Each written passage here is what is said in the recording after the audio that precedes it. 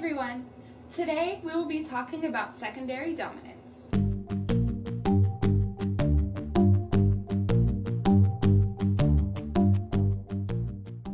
Secondary dominance strengthens the motion of two chords by using the dominant chord of any diatonic note in a key. The most common secondary dominant is the dominant of the dominant, or 5 of 5 chord. While this explanation seems confusing at first, it is actually quite simple. At the end of this video, you will be able to understand this beginning statement. First, let's look at what we already know. These are all chords in the key of C major.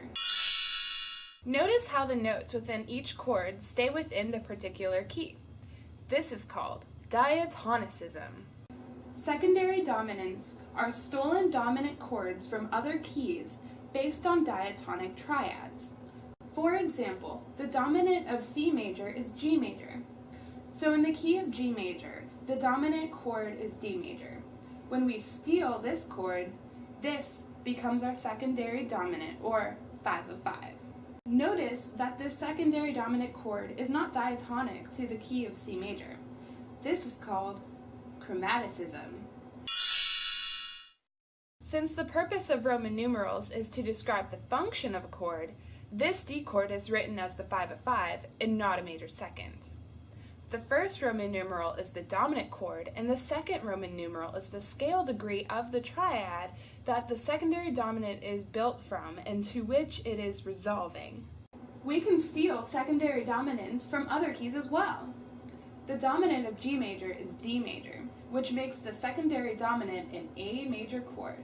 Or the dominant of D flat major is A flat major, which makes the secondary dominant an E flat major chord. Now it's your turn. Pause this video and find the secondary dominant chord, or 5 of 5, in E flat major. Let's look at how we add secondary dominant chords to a diatonic chord progression. If we want to add emphasis to the motion of the 5 chord, which in this case is G, we should ask ourselves, what is the 5 of G? Since it is D major, we can insert a D major chord before the G major chord. Now it's your turn. Pause this video and find the secondary dominant to insert before the dominant chord. Although this video focused on the 5 of 5, keep in mind that we can add secondary dominants to other non-tonic scale degrees in a key. For example, 5 of 2, 5 of 3, 5 of 4, and so on.